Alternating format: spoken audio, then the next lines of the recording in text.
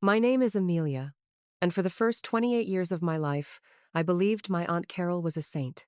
She was the woman who took me in when I was 6 years old, a scared, silent little girl clutching a teddy bear, the sole survivor of a car crash on a rain-slicked highway that had stolen my parents from the world. She was the one who held my hand at their funeral, the one who told me, "Don't you worry, sweet girl. I'll take care of you. You're my family now." And for a long, long time, I believed those words were a sacred promise, a life raft in the wreckage of my childhood. But a promise, I've learned, can curdle over time. It can twist into a debt, a transaction, a weapon.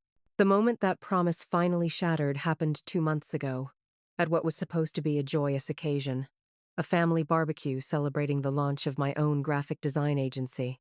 The air was thick with the smell of grilled chicken and freshly cut grass, the sounds of my cousin's kids laughing as they chased each other around the sprawling backyard of my aunt's suburban home. The same home I grew up in. I was standing by the patio, a glass of iced tea in my hand, feeling a sense of peace I hadn't known was possible. After years of grinding, of working 80-hour weeks from a cramped apartment, of living on instant noodles and pure determination, I had finally made it. My agency, Phoenix Designs, had just landed its first major corporate client, a six-figure contract that had stabilized my future and validated every sacrifice I'd ever made. Aunt Carol came up beside me, her arm looping through mine with a familiar, proprietary tightness. "Look at all this, Amelia," she said, her voice a little too loud, a little too saccharine. "You've done so well for yourself. Your mother and father, they would be so proud." Her words, meant to sound kind, landed like tiny, sharp pebbles. She always did this, invoked the ghosts of my parents at moments of my success, as if to remind me that my life was built on a foundation of their tragedy.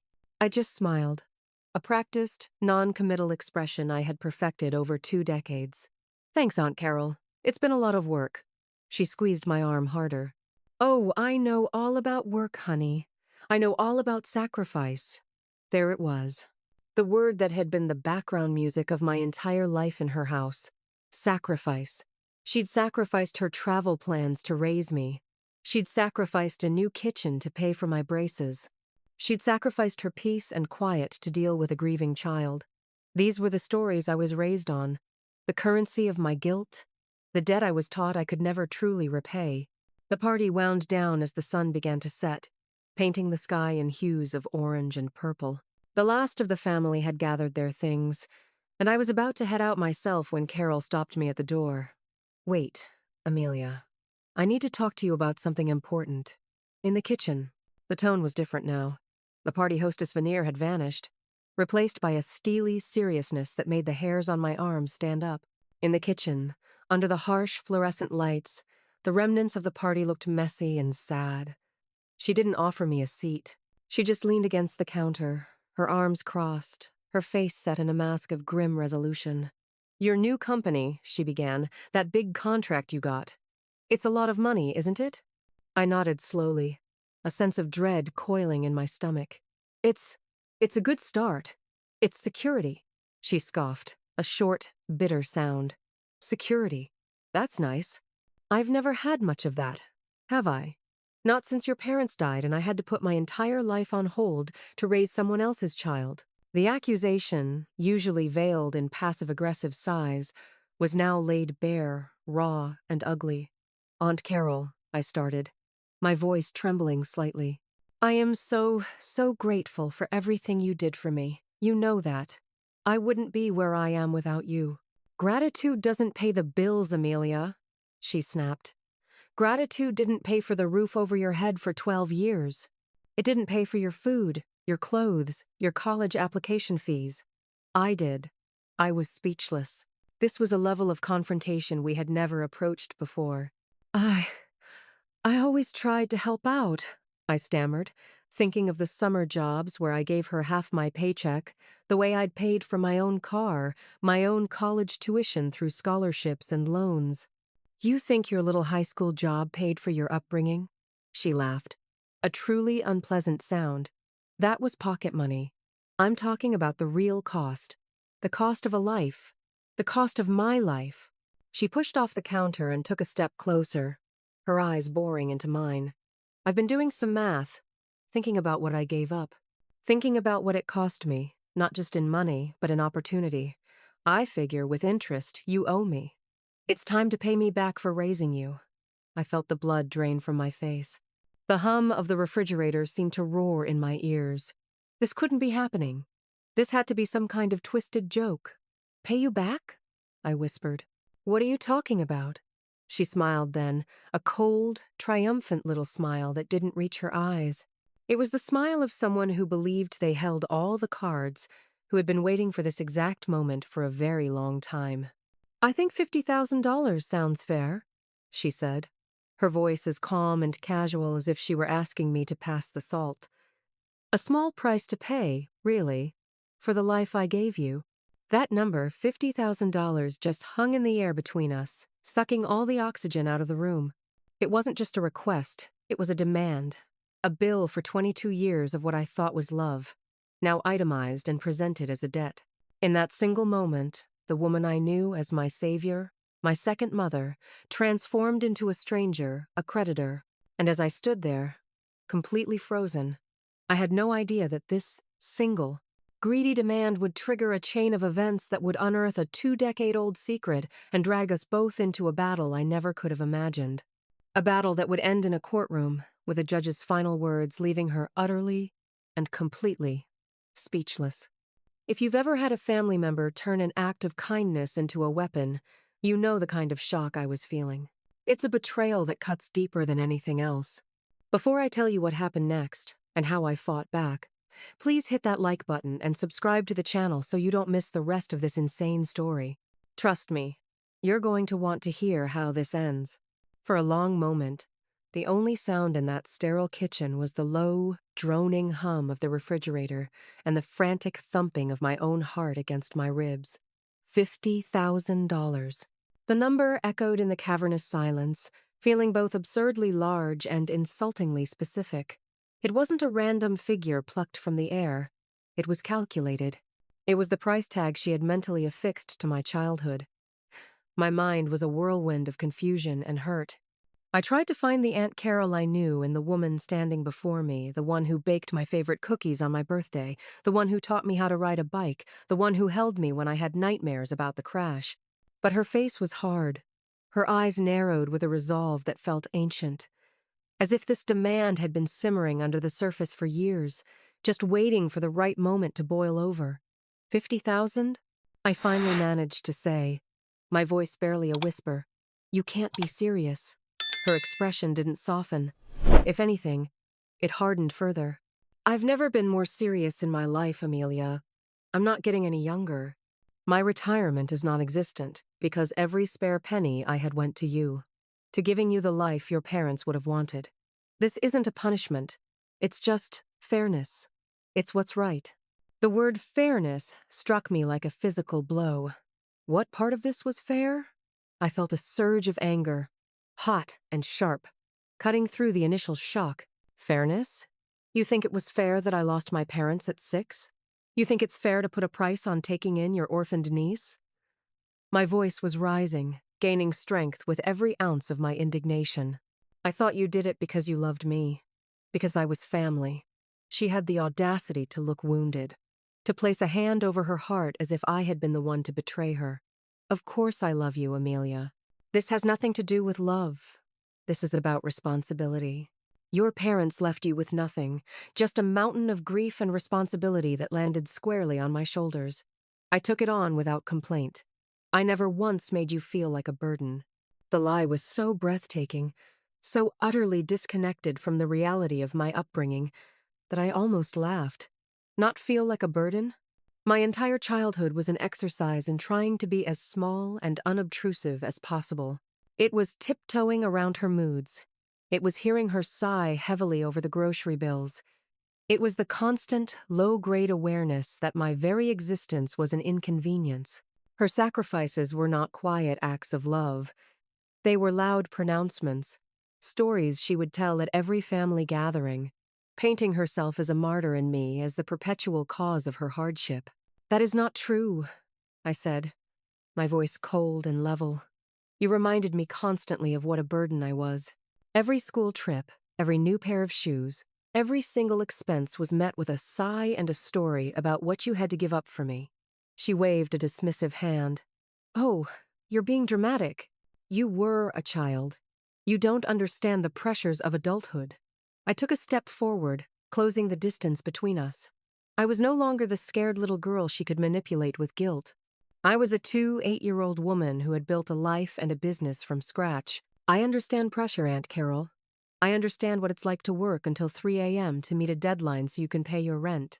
I understand what it's like to eat ramen for a week straight to save enough money to buy business software. I built my success on my own. I never asked you for a dime after I turned 18. And you think that absolves you? She retorted. Those first 12 years were the most expensive.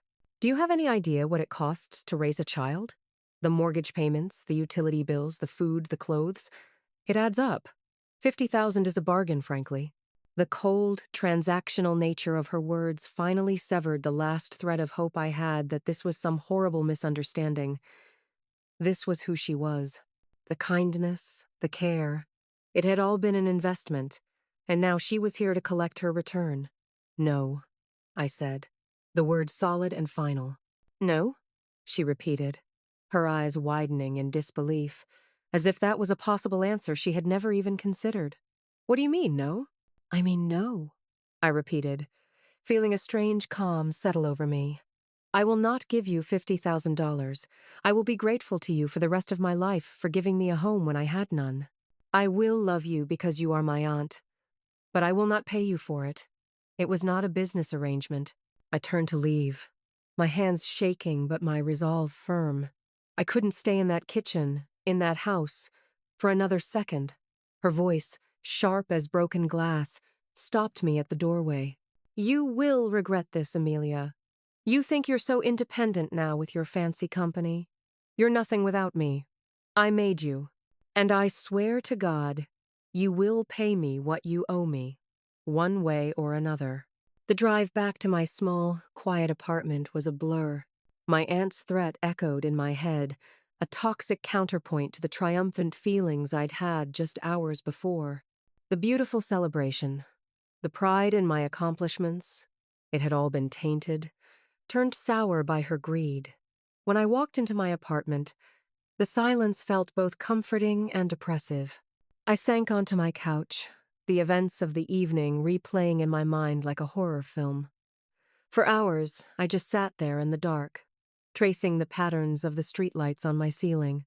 I started to question everything. Was she right? Did I owe her? Had I been a selfish, ungrateful child blind to the true extent of her sacrifice?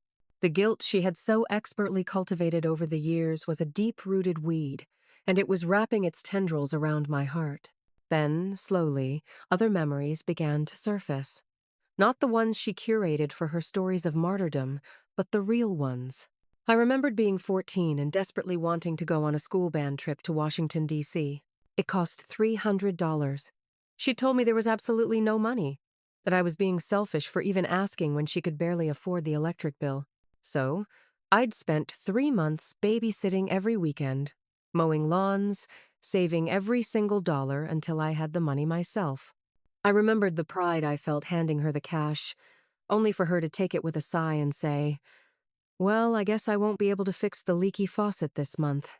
I remembered when I was 17 and got my first car, a beat-up 10-year-old Honda Civic that I bought with my own money from working at a local diner. She'd insisted the title and insurance be in her name for safety reasons, but then would hold the keys hostage whenever I displeased her, reminding me that it was her car under her roof. The pattern was undeniable. It wasn't about love or family. It was about control. Every act of kindness came with invisible strings, and every step I took toward independence was seen as a rebellion. The $50,000 wasn't a repayment. It was a final, desperate attempt to pull me back under her control, to reassert my indebtedness to her. As the sun began to rise, a new feeling replaced the guilt: resolve. She had made a threat, and I believed her. One way or another, she'd said. I didn't know what that meant, but I knew I couldn't just ignore it. This wasn't going to go away. This was just the beginning. The week that followed our confrontation was a masterclass in psychological warfare, executed with the precision of a seasoned general. Aunt Carol, it turned out, was far more strategic than I had ever given her credit for. She didn't start with overt attacks. Instead, she began a subtle but insidious campaign to isolate me, to poison the well of family opinion until I was the villain of a story she was carefully crafting. It began with the phone calls. The first one was from my cousin, Sarah, Carol's daughter. Sarah and I had always been close, more like sisters than cousins. We'd shared secrets, clothes, and a mutual understanding of her mother's difficult personality. "Hey, Mia," she started, her voice unnaturally casual. "Mom's, really upset. She called me crying this morning." I took a deep breath, preparing myself. "What did she tell you, Sarah?" Sarah hesitated. "She just said that she tried to have a private conversation with you about her financial struggles, about how she's worried about retirement, and you just blew up at her. She said you were incredibly cruel and ungrateful." The distortion of the truth was so blatant it left me momentarily breathless. "That's not what happened," I said, trying to keep my voice steady. "She demanded I pay her $50,000 for raising me." There was a long silence on the other end of the line. "Oh," Sarah said finally, the single word heavy with confusion. She didn't mention a specific number. She just said you completely dismissed her feelings and threw your success in her face." I could hear the doubt in her voice, the conflict. She wanted to believe me, but Carol's performance as the weeping, wounded mother was a powerful one. I spent 20 minutes trying to explain the context, the years of manipulation, the cold, transactional nature of the demand. Sarah listened, but I could feel a new distance between us, a wall of uncertainty that hadn't been there before. Carol had planted the first seed of doubt, and it was already taking root. Next came the calls from other relatives. My Uncle Mark, Carol's brother, called to lecture me about family loyalty. "Your aunt gave up the best years of her life for you, Amelia," he boomed through the phone. "The least you can do is help her out in her old age. Your parents would be ashamed of you." He didn't know the specifics, only the narrative Carol had fed him. That I, newly successful and flush with cash, had coldly refused to help the woman who had saved me. Each call was a fresh wave of guilt and anger. They didn't want to hear my side of the story. They only wanted to deliver their verdict based on the prosecution's opening statement. Aunt Carol herself began a campaign of harassment via text message. They arrived at all hours, a constant drip of poison into my daily life. "Just saw a photo of your parents. It broke my heart all over again, thinking of the promise I made to them." A promise some people don't respect. Another one read, "Having trouble sleeping. The stress of my financial situation is overwhelming. It's a shame the one person who could help doesn't care." Each message was a guilt trip wrapped in a cloak of sorrow, designed to make me feel monstrous. But the most painful part was seeing how she weaponized my own success. My agency's launch had been featured in a local business newsletter. She screenshotted the article and sent it to a family group chat with the caption, "So proud of Amelia. It's wonderful to see all my sacrifices paid off for her, even if some of us are left behind."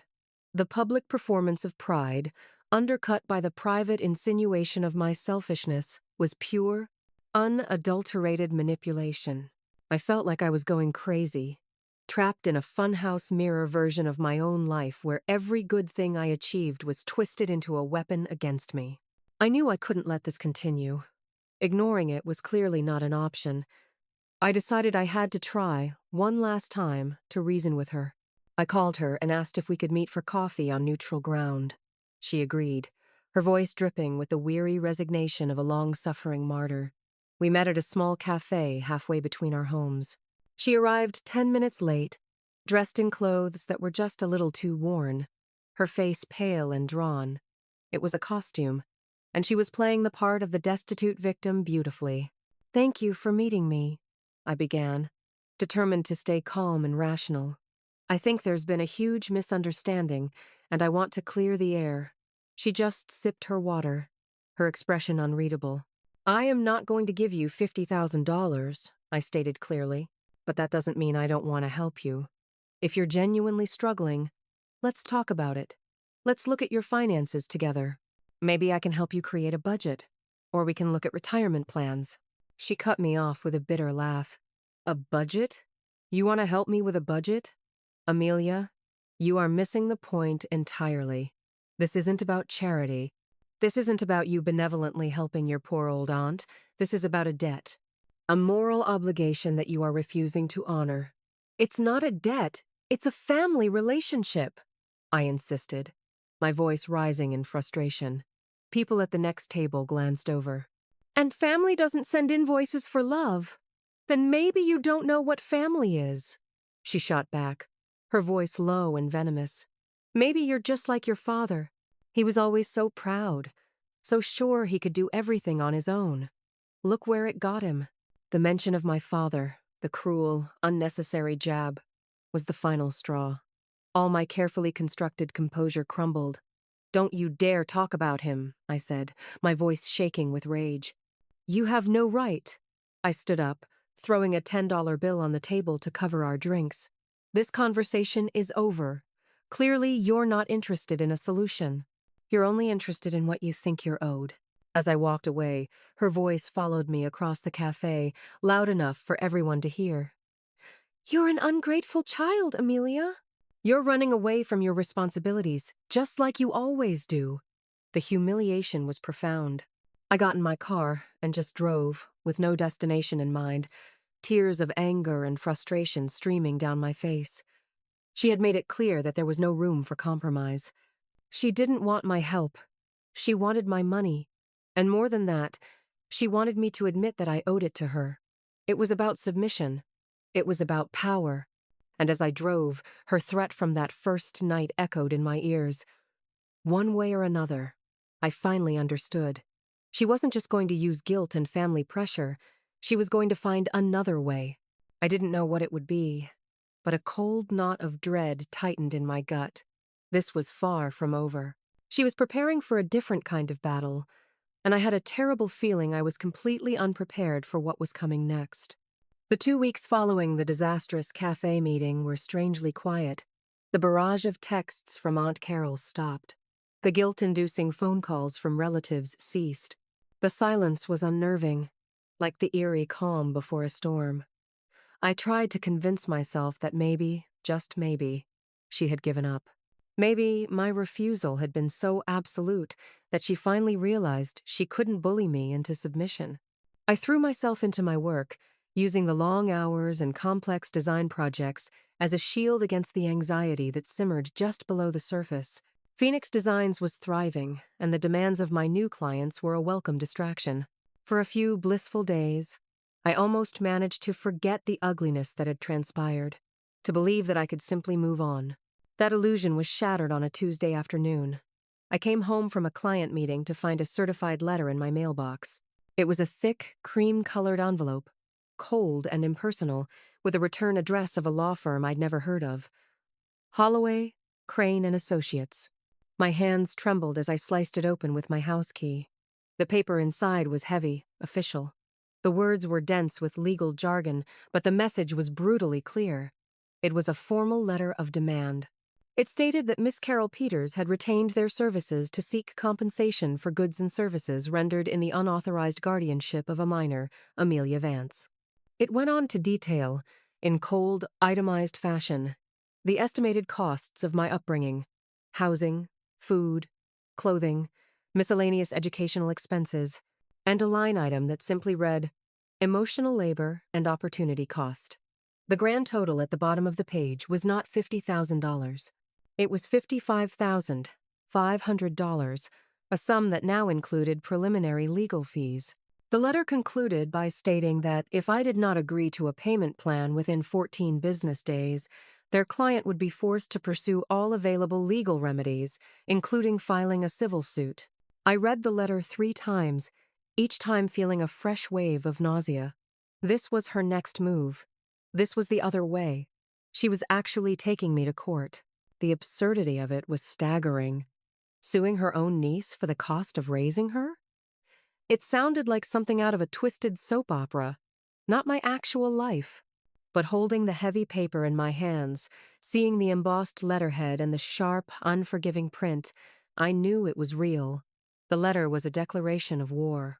My aunt was no longer just a manipulative family member. She was a legal adversary. The initial shock quickly gave way to a cold, terrifying fear. I knew nothing about the law. Could she actually do this? Could a judge possibly rule in her favor? The thought of standing in a courtroom, of having my entire childhood dissected and monetized by lawyers, was horrifying. I felt cornered, out of my depth, and completely alone. That night, I couldn't sleep. I paced my small apartment, the lawyer's letter clutched in my hand, my mind racing through every possible scenario, each one worse than the last. I imagined headlines. Ungrateful niece sued by saintly aunt. I imagined the judgment of my family, now solidified by legal action. I imagined losing everything I had worked so hard to build. By morning, I knew I couldn't face this alone. The fear was still there, a cold, heavy stone in my stomach, but it was now mixed with a spark of anger. How dare she? How dare she try to legally extort me after twisting my entire life into a narrative of her own suffering? I was not going to roll over. I was not going to let her bully me into writing a check just to make this go away. She had hired a lawyer, so I would hire a lawyer. The decision felt momentous, a step across a line I never thought I'd have to cross. The next few days were a blur of frantic research. I searched online for lawyers specializing in family law and civil litigation, reading reviews, making lists, and feeling more overwhelmed with each click. The whole world of law felt like an alien planet with its own language and customs. Finally, I found a name that seemed promising: Mr. David Davies. He was a partner at a small, well-respected firm downtown. His online profile described him as a tenacious but compassionate litigator who specialized in complex family financial disputes. It sounded exactly like what I needed. I called his office, my voice shaking as I explained the bare-bones version of my situation to a paralegal. She was surprisingly kind and scheduled a consultation for the following week. Walking into that law office was one of the most intimidating experiences of my life. The air smelled of old books and quiet confidence. The walls were lined with degrees and certifications. I felt like an imposter, a child playing dress-up in the world of adults. Mr. Davies was not what I expected. He wasn't a shark in a pinstripe suit. He was an older man, maybe in his early 60s, with kind eyes, a neatly trimmed gray beard, and a calm, reassuring demeanor. He listened patiently for nearly an hour as I poured out the whole story, from the day of my parents' accident to the barbecue, the cafe, and the terrifying letter. I handed him the document, and he read it carefully, his expression unreadable. When he finally looked up, he took off his reading glasses and set them on the polished mahogany of his desk. "Well, Miss Vance," he said, his voice calm and steady, "this is certainly unusual." "Unusual?" I repeated, my voice cracking. "Can she win? Can she actually do this?" He leaned back in his leather chair, steepling his fingers. "In legal terms, what she's attempting is something akin to a claim for unjust enrichment or quantum meruit. Essentially, she's arguing that she provided a service for which she was never compensated, and that you, the beneficiary, would be unjustly enriched if you didn't pay. It's a long shot. A very, very long shot. A tiny sliver of hope cut through my fear. "So you think we can fight it?" "I think," he said, a small, thoughtful smile touching his lips, "that Miss Peters and her attorney may have significantly underestimated their position. But to fight it effectively, we need to do more than just defend. We need to investigate." He leaned forward, his kind eyes now sharp and focused. "Miss Vance, I need you to tell me everything you know about what happened financially after your parents passed away. Everything about their estate, life insurance, any government benefits. We need to find out if your aunt's narrative of selfless, uncompensated sacrifice is actually true." That question hung in the air, and for the first time, it occurred to me that I had no idea what the answer was. I had always just accepted her story. Now, for the first time, I was being asked to question it. to look for the truth. And I had a sudden, gut-wrenching feeling that the truth was buried somewhere deep, and digging it up was going to change everything. Leaving Mr. Davies's office, I felt a strange mix of relief and a new, more profound anxiety. The immediate terror of the lawsuit had been replaced by the daunting task he had given me, to become an archaeologist of my own past. I had to excavate the financial ruins of my parents' lives, a subject so painful that I, and by extension, my aunt, had never, ever discussed it. Aunt Carol's story was the only one I knew. My parents, a high school English teacher and a librarian, were good, loving people, but they were young and had saved very little. They had died, as she put it, with nothing but the clothes on their backs and a mountain of debt. She had been left to pick up the pieces, both emotionally and financially. This narrative was the cornerstone of her martyrdom, the foundation upon which my entire debt of guilt was built. Now, Mr. Davies was asking me to take a sledgehammer to that foundation. The task felt monumental. Where would I even begin? I was 6 years old when they died. I had no access to their records, no knowledge of their finances. The only person who would know anything was Aunt Carol, and she was the last person I could ask. I spent the first few days feeling completely lost, calling Mr. Davies's office with a sense of defeat. "I don't have anything," I told his paralegal. "I don't know where to look." Mr. Davies called me back personally that evening. "Don't give up, Amelia," he said, his voice calm and encouraging. "People don't just disappear financially. There are always records. Social Security, the IRS, County Probate Court. We can file for these records, but it will take time. I was hoping you might have something closer to home that could give us a head start. Anything of your parents that your aunt might have kept?" His question sparked a flicker of a memory, something I hadn't thought about in years. After I moved out for college, my aunt had cleared out my childhood bedroom. Most of my things she'd tossed or donated, but there was one box she'd insisted I take with me. It was a dusty, cardboard banker's box, sealed with yellowing tape. "It's just some of your parents' old things," she had said dismissively. "Sentimental junk, mostly. I was going to throw it out, but I figured you might want it someday." I had taken the box, and in the chaos of college and starting my life, I had moved it from apartment to apartment, never once opening it. It was a time capsule of grief I wasn't ready to face. It was currently sitting in the back of my hall closet, buried under old coats and a vacuum cleaner. That night, with a sense of both dread and purpose, I pulled the box out. It was heavier than I remembered. The tape was brittle and cracked as I peeled it back. The air that escaped smelled of dust and time. The top layer was exactly what she'd described: sentimental junk. My father's worn copy of To Kill a Mockingbird, with his notes scribbled in the margins. My mother's favorite paisley scarf, which still faintly smelled of her perfume. A bundle of letters they had written to each other in college. Seeing their familiar handwriting, so full of life and love, brought a fresh wave of grief that was sharp and overwhelming. For a while, I just sat on the floor and cried, mourning not only their loss but the loss of the life I could have had. But Mr. Davies's words echoed in my head. I had to keep looking. Underneath the letters and books was a layer of what looked like boring paperwork. Old tax returns, a copy of their marriage certificate, my own birth certificate, and then I saw it. It was a large accordion-style folder made of thick maroon paper with a faded label on the tab. The label, written in my mother's neat, elegant script, read, "Important Documents." My heart started to pound. With trembling fingers, I opened the folder. Inside were documents that mapped out the responsible adult lives of two people who had been painted to me as financially feckless. There was the deed to their small starter home, which I now realized must have been sold after their death. There were statements for a modest but consistent retirement savings plan. And then, in a crisp, clear plastic sleeve, was the document that changed everything. It was a life insurance policy. It was from a reputable, well-known company.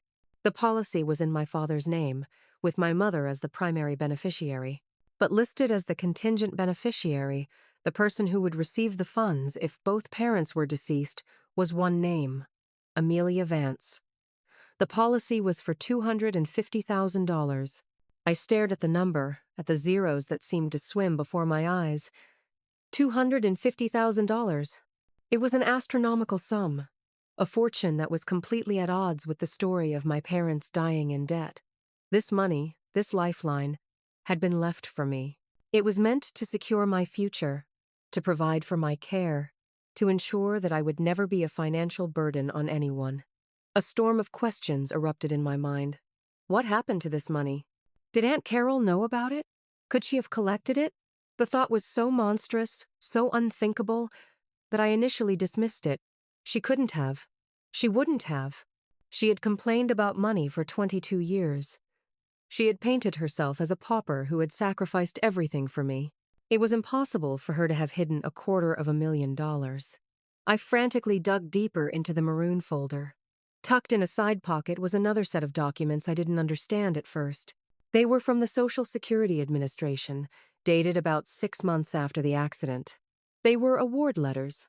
They detailed the survivor benefits I was entitled to as the minor child of deceased parents. It was a monthly payment, a significant one, that was to be paid to my legal guardian, Carol Peters, for the care and well-being of the minor child, Amelia Vance. The room started to spin. It wasn't just the life insurance, it was a steady, monthly income stream, provided by the government, specifically for my expenses. For 12 years, from the time I was 6 until I was 18, I quickly did the math in my head. The total amount from Social Security alone was well into the 6 figures. Between the life insurance and the survivor benefits, my aunt had been given access to a sum of money that was likely close to $400,000. All of it in my name, all of it intended for me. The story of her sacrifice, the narrative that had shaped my entire life and formed the basis of her lawsuit, was not just a lie. It was a spectacular, calculated fraud. She hadn't been scraping by. She had been funding her life with my inheritance, all while telling me I was a worthless burden. The betrayal was so profound, so complete, that it felt like the floor had dropped out from under me. I was no longer just a defendant in a ridiculous lawsuit. I was the victim of a 2-decade-long deception.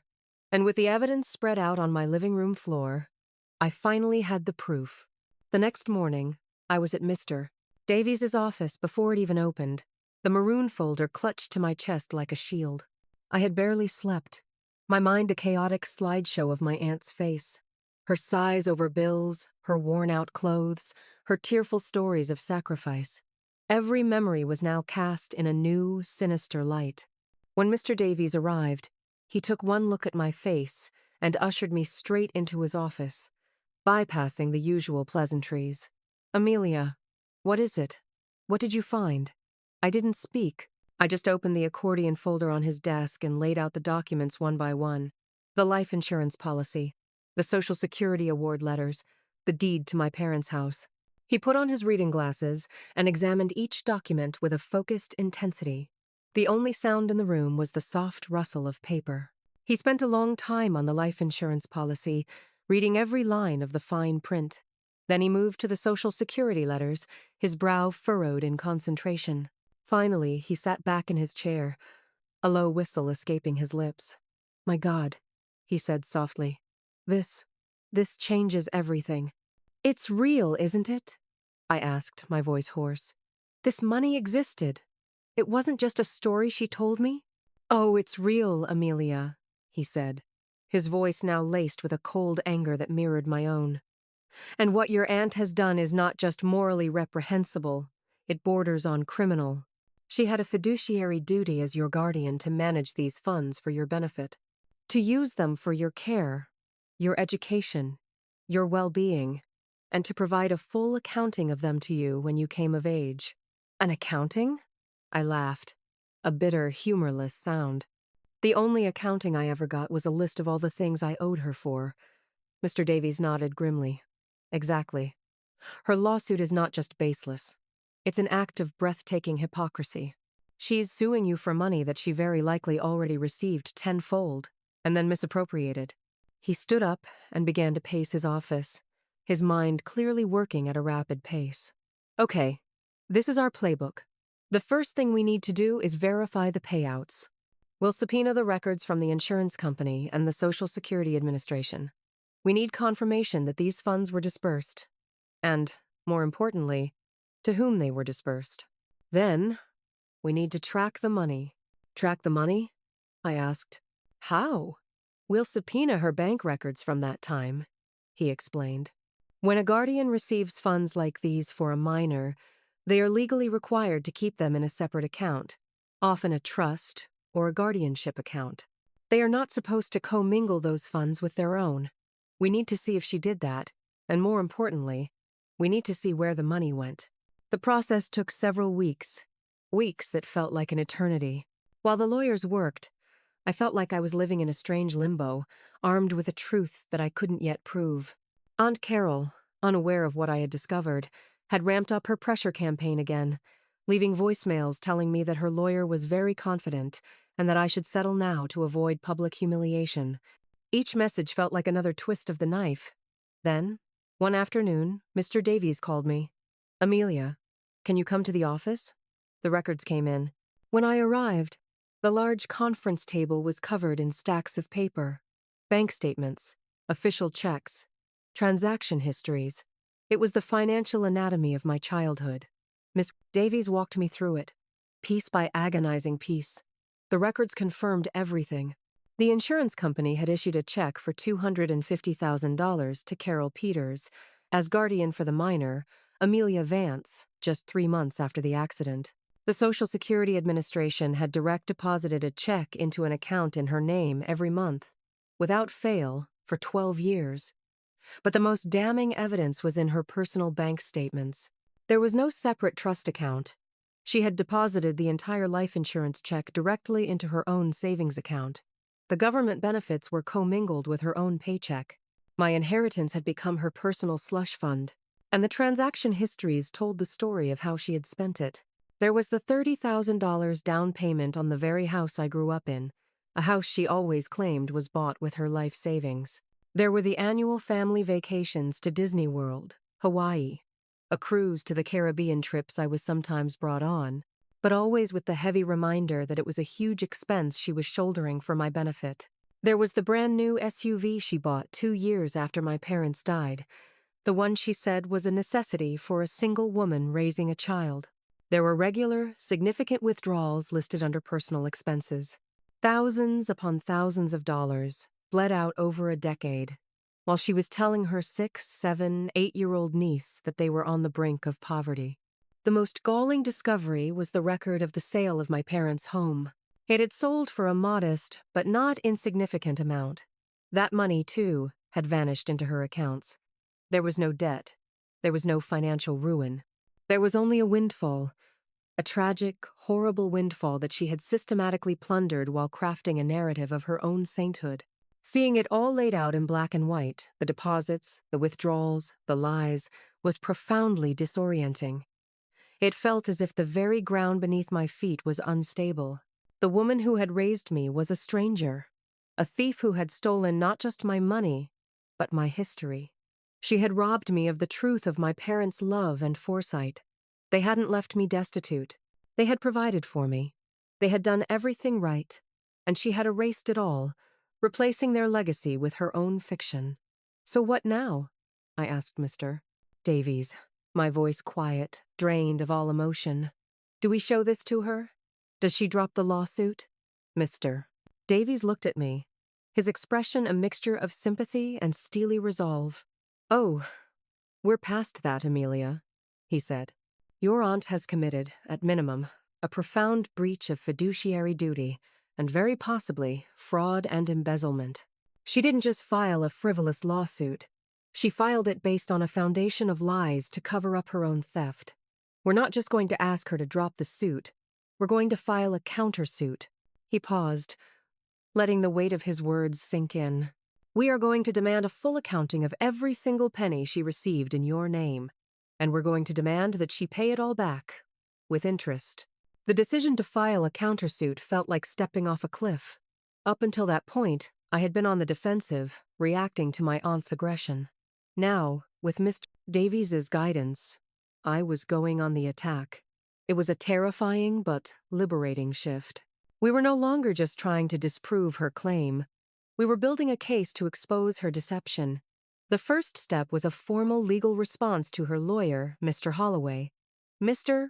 Davies drafted a letter that was a masterwork of professional restraint and barely concealed threat. It didn't lay out all our evidence, but it made it clear that we had uncovered significant financial discrepancies related to my parents' estate. It stated that his client's claim was not only baseless but potentially fraudulent, and it formally put them on notice that we would be filing a counterclaim for breach of fiduciary duty and misappropriation of funds.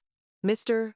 Davies suggested that it would be in Miss Peters's best interest to withdraw her claim immediately to avoid further legal complications and potential criminal investigation.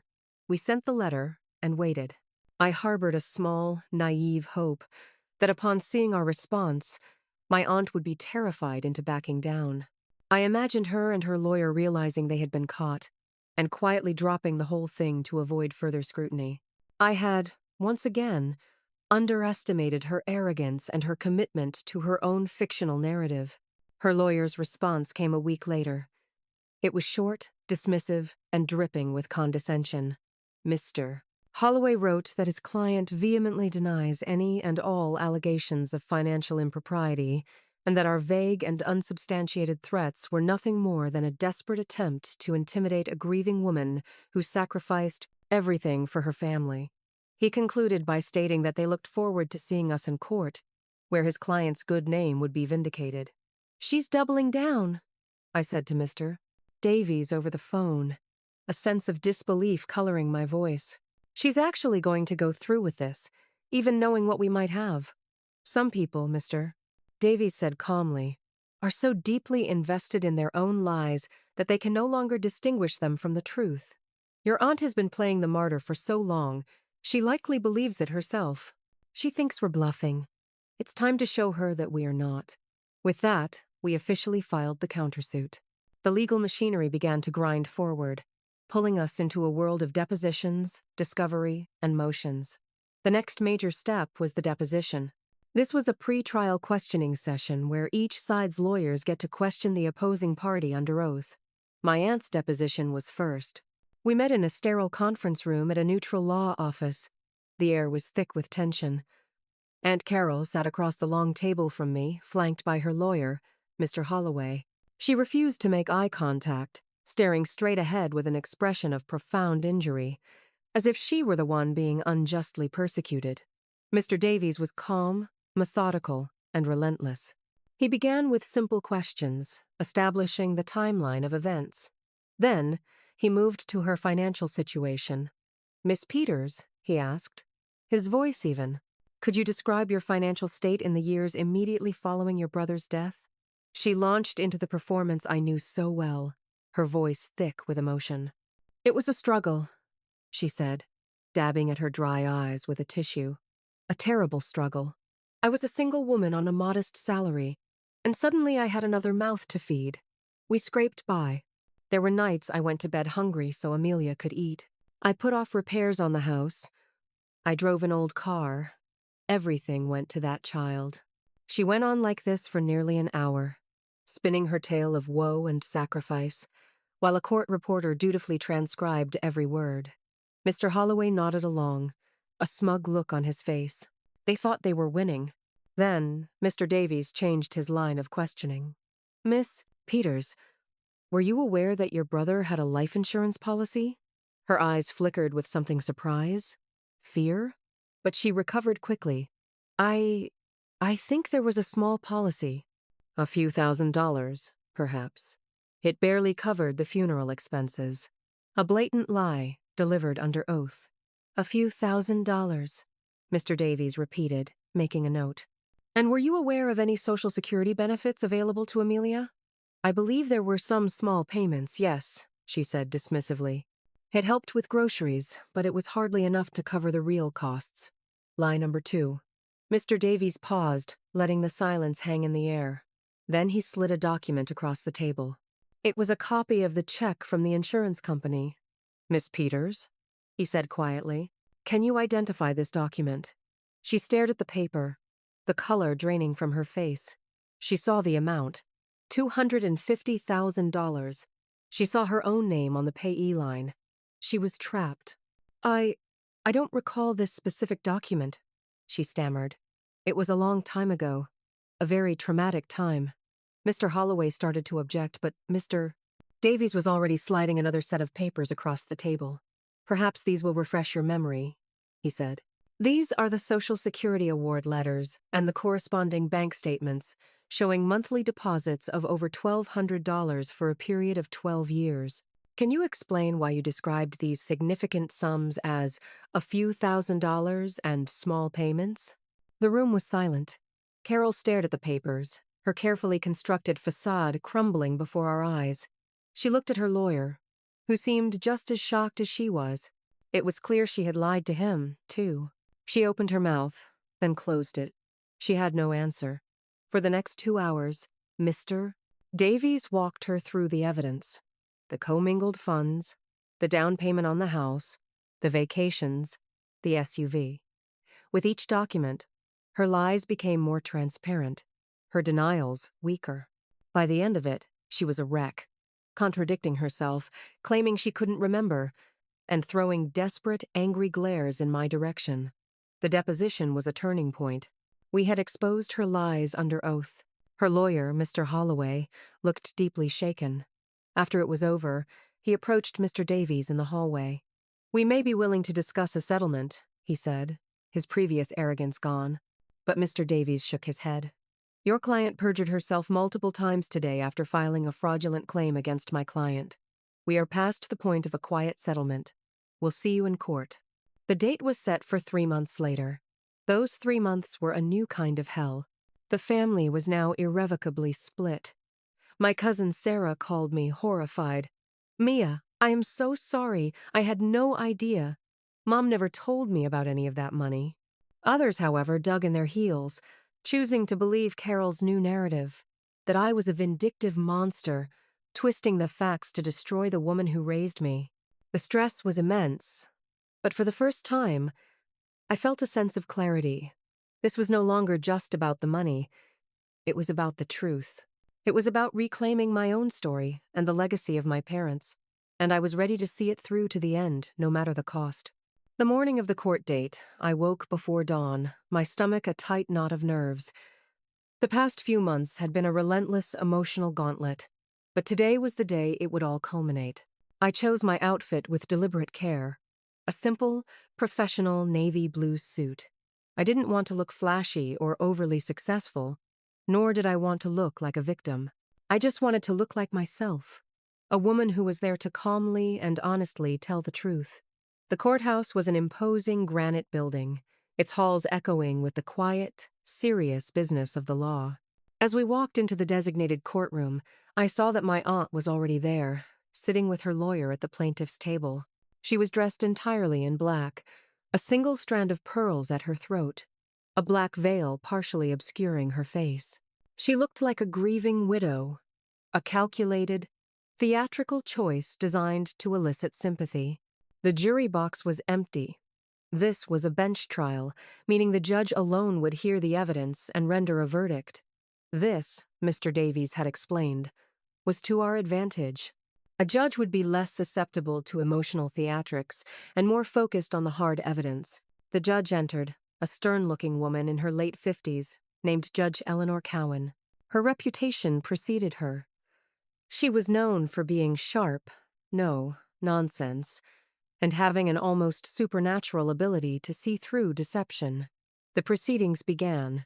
Mr. Holloway, my aunt's lawyer, delivered his opening statement. He painted a picture of Aunt Carol that was worthy of a sainthood nomination. He spoke of her as a woman whose life was shattered, not once by the death of her beloved brother, but twice by the crushing weight of responsibility that was thrust upon her. He used words like selfless, sacrificial, and unwavering devotion. He described how she put her own dreams on hold, working her fingers to the bone to provide for her orphaned niece, never asking for a thing in return. And how was this lifetime of sacrifice repaid? Mr. Holloway asked, his voice ringing with theatrical indignation as he pointed a finger at me. With cold, cruel ingratitude. When my client, now in her golden years and facing a precarious financial future, humbly asked for a small measure of acknowledgement for her decades of unpaid labor, She was met with scorn and dismissal by a niece who had built an empire on the foundation of my client's sacrifice. It was a compelling performance. He was good. He made me sound like a monster. Then it was time for my aunt to take the stand. She walked slowly, her movements frail, her head bowed. She took the oath, her voice a fragile whisper. Mr. Holloway led her through her story, the same story she had told her entire life, now polished and refined for a legal setting. She wept as she described the moment she was told her brother had died. She spoke of the struggle to feed and clothe me, of the sleepless nights spent worrying about bills. She described me as a difficult, withdrawn child, implying that raising me was not just a financial burden but an emotional one as well. All I ever wanted, she concluded, her voice cracking as she looked toward the judge, was for Amelia to be happy and successful. And now that she is, I just thought she might recognize what it took to get her there. This isn't about greed, Your Honor. It's about dignity. It's about acknowledging the truth of my life. She dabbed her eyes with a lace handkerchief, a perfect final touch to her heart-wrenching testimony. When she finished, the courtroom was quiet. I could feel the weight of her performance hanging in the air. Judge Cowan's expression was neutral, unreadable. If I didn't know the truth, I might have believed her myself. I might have felt a pang of sympathy. Then it was Mr. Davies' turn for cross-examination. He stood up, calm and composed, and approached the witness stand. "Good morning, Miss Peters," he began, his voice respectful but firm. That was a very moving story. "I'd like to clarify a few points for the court. You testified that you scraped by financially while raising Amelia. Is that correct?" "Yes," she whispered. "It was an incredible hardship." "And you testified that you received only small payments from Social Security and that your brother's life insurance barely covered the funeral. Is that also your sworn testimony?" "Yes," she said, a little more defiantly this time. "That is the truth." Mr. Davies nodded slowly. "Your Honor," he said, turning to the judge. "At this time, I would like to present Plaintiff's Exhibit A." He placed a certified copy of the life insurance check for $250,000 on the evidence projector. The numbers, stark and undeniable, filled the screen at the front of the courtroom. "Miss Peters," Mr. Davies said, his voice still calm, "is this your signature on the back of this check for $250,000? My aunt stared at the screen, her face turning ashen. The black veil couldn't hide the panic in her eyes. It was a confusing time," she stammered. "Plaintiff's Exhibit B, Your Honor," Mr. Davies continued, not missing a beat. He projected the Social Security disbursement records, showing the total sum of over $180,000 paid to her over 12 years. "Miss Peters, do these small payments now look familiar to you?" He went on like this for more than an hour, a methodical, relentless dismantling of her entire narrative. He presented the bank statements showing the commingled funds. He showed the purchase documents for her house and her SUV. He even had satellite photos of her home, showing the expensive new sunroom that had been added a few years after my parents' death, a project she had always told me was funded by a small inheritance from a distant cousin. With each new piece of evidence, my aunt unraveled. Her facade of the grieving martyr dissolved, revealing the greedy, manipulative woman underneath.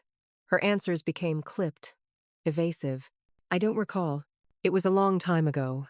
The money was for household expenses."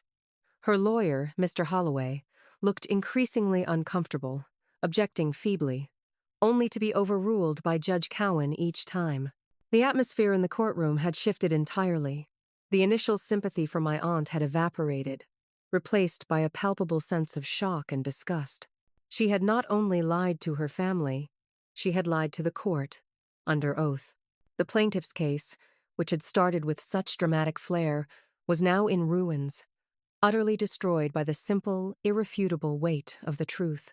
As Mr. Davies concluded his cross-examination, he had one last question. "Miss Peters, after receiving nearly $500,000 designated for the care of your niece, after spending it on your own home, your own car, and your own vacations, you now stand before this court, and demand that she pay you an additional $50,000 for the hardship of raising her. Is that correct? My aunt just sat there, silent and defeated, unable to answer. The truth had finally caught up with her, and there was nowhere left for her to hide. The silence that followed Mr. Davies' final question was absolute. It was a heavy, damning silence that seemed to absorb all the oxygen in the courtroom. Aunt Carol sat frozen in the witness box, a deer caught in the headlights of her own lies. She looked small and pathetic, stripped of her costume of martyrdom. Mr. Holloway, her lawyer, looked like he wanted the floor to open up and swallow him whole. He had built his entire case on his client's credibility, and that credibility had just been systematically annihilated. Mr. Davies returned to our table, giving my hand a reassuring squeeze under the table. I felt a tremor of release, the unwinding of a knot that had been tightening in my chest for months. It was over. The truth was out. Judge Cowan looked down from the bench, her gaze fixed on my aunt. She had been silent throughout the cross-examination, her expression a mask of judicial neutrality.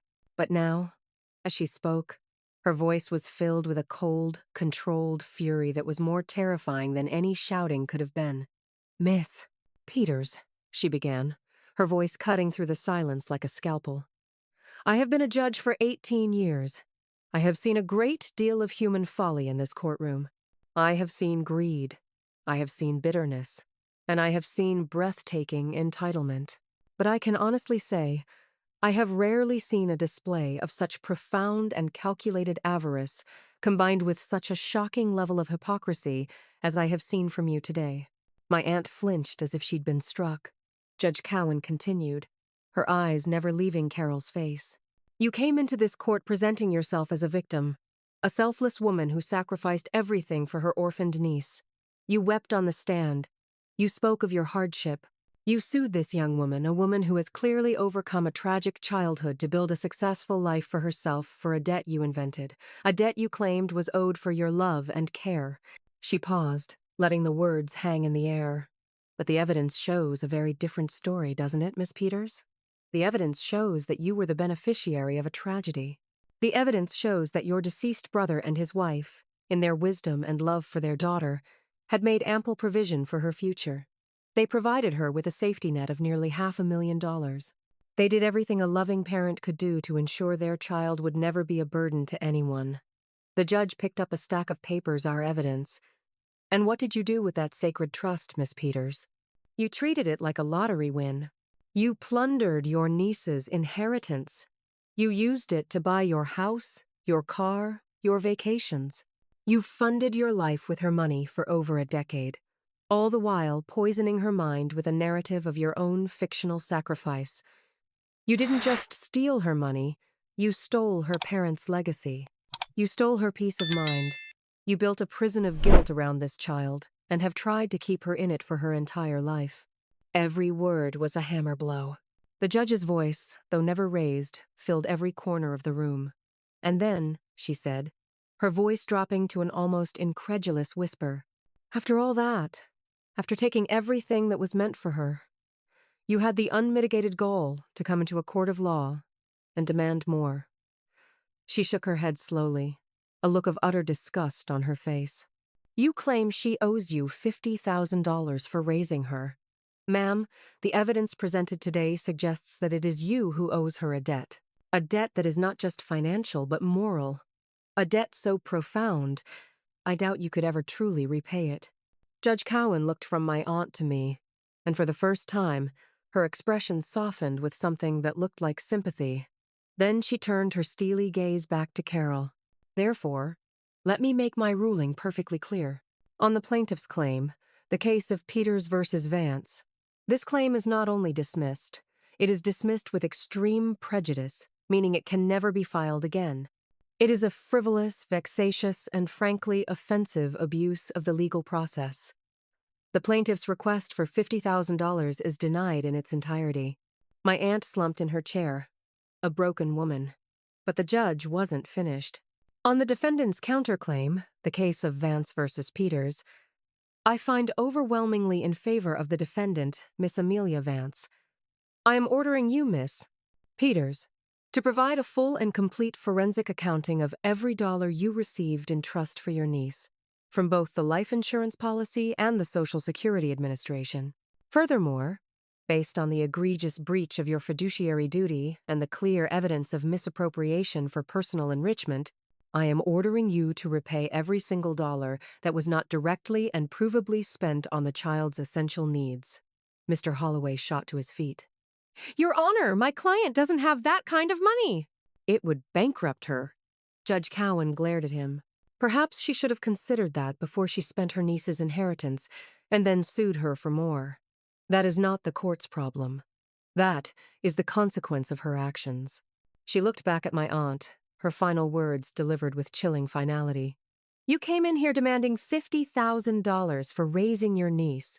The court has reviewed the facts. It is clear you did not raise her with your money. You raised her with her own. You are not her benefactor. You were her employee, and a grossly negligent one at that. You didn't do her a favor. You did her a profound injustice. Your claim for payment is denied. Now it is your turn to pay. That is the judgment of this court. The judge banged her gavel, the sharp final sound echoing through the silent courtroom. We are adjourned.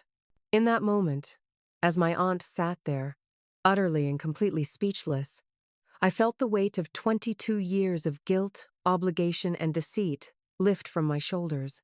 It wasn't about the money. It was about the truth. A truth that had finally been spoken aloud. A truth that had, at long last, set me free. The aftermath in the courtroom was a scene of quiet devastation. As Judge Cowan swept out of the room, Aunt Carol remained in the witness chair, seemingly frozen, her face a pale, slack mask of disbelief. The theatrical veil was gone, and what was left was a woman hollowed out by her own greed. Mr. Holloway, her lawyer, was frantically packing his briefcase, avoiding eye contact with everyone, his professional humiliation palpable. He muttered something to my aunt, who didn't seem to hear him, and then he scurried out of the courtroom like a man fleeing a burning building. My cousin, Sarah, who had come for moral support, was in the back of the courtroom, weeping silently. She had heard every word, witnessed her mother's complete undoing. Our eyes met across the room, and in her gaze, I saw a universe of sorrow, shame, and a desperate plea for a future that seemed impossible. I just gave her a small, sad nod. We were both victims of my aunt's deception, just in different ways. Mr. Davies and I gathered our things. You did it, Amelia, he said, his voice warm with pride. You stood your ground, and you told the truth. That's all that matters. Walking out of that courthouse felt like stepping out of a long, dark tunnel into the bright sunlight. The air seemed fresher, the sky bluer. The weight I had carried for so long, the constant, low-grade feeling of being indebted, was gone. I was light. I was free. The legal process of holding my aunt accountable took several more months. A forensic accountant was appointed by the court to go through her finances with a fine-tooth comb. The final report was staggering. It determined that of the more than $430,000 she had received in my name, only a fraction could be verifiably attributed to my direct costs. The court placed a lien on her house, the house bought with my inheritance, and ordered a structured repayment plan that would garnish her wages and any future retirement income. She would spend the rest of her life paying back the money she had stolen. She didn't bankrupt herself. Her own actions did. The fallout within the family was, as expected, seismic. The relatives who had blindly supported her, the ones who had called to lecture me, were now silent. Some of them, like my Uncle Mark, eventually reached out with grudging, awkward apologies. We had no idea, Amelia. She told us such a different story. But the trust was broken, perhaps irreparably. Other family members doubled down, painting me as a cold-hearted villain who had publicly destroyed her own aunt over old money. They couldn't accept that the saint they had admired was a fraud. It was easier to hate me than to admit they had been fooled for so long. I accepted that I would lose a part of my family, and I made peace with it. A family built on lies wasn't a family worth keeping. My relationship with Sarah, however, slowly began to heal. It was a long and painful process. She had to reconcile the mother she loved with the thief the court had exposed. We started with coffee, then dinners. We talked for hours, untangling the complicated knots of our shared history. "I'm so angry at her," she confessed one evening, tears in her eyes. "But I'm also just sad. She's ruined her own life because she could never be happy with what she had. And that was the heart of it. My aunt's greed wasn't just about money. It was about a deep-seated bitterness, a resentment that my success shone a light on what she saw as her own failures. 6 months after the verdict, I legally changed the name of my agency. It was no longer Phoenix Designs. It was now Vance and Vance Creative, with a new logo incorporating the initials of my parents. It was my way of honoring them, of reclaiming their legacy of love and foresight that my aunt had tried so hard to erase. My business flourished, and so did I. Without the constant drain of guilt and obligation, I found a new sense of energy and creativity. I expanded my team, took on exciting new projects, and even started dating someone, building a life that was truly my own, on my own terms. I never spoke to my aunt again. Her first repayment check arrived in the mail, a cold, impersonal document from the court. I took that money, and every payment that followed, and I started a college scholarship fund in my parents' names at their old high school for students who had lost a parent and faced financial hardship. It was a way to turn the ugliest chapter of my life into something positive, something my parents would have been proud of. 1 year after that fateful barbecue, I found myself standing on the patio of my own first home, which I had bought with the success of my own 2 hands. My true family was there with me, Sarah, my close friends, the people who had stood by me when the truth came out. As the sun set, I thought about the lesson this whole ordeal had taught me. Family isn't just about blood. It isn't about obligation or debt. True family is about truth, respect, and unconditional love. It's about the people who celebrate your successes without jealousy, and who support you without keeping a scorecard. The greatest gift my parents gave me wasn't the money in that insurance policy. It was the strength to fight for the truth and the clarity to recognize what a real family looks like. I had lost the aunt I thought I knew, but I had found myself. And that was a freedom no amount of money could ever buy. If you've ever had to fight to be seen for who you are, or if you've struggled with a family member who just couldn't see past their own narrative, I want you to know you're not alone. Share your experience in the comments below. This is a safe space to be heard. And if this story resonated with you, please hit that like button, subscribe to the channel, and share it with someone who might need to hear that your worth is never, ever determined by a debt you don't actually owe. Thank you for listening, and may you always have the courage to stand in your own truth.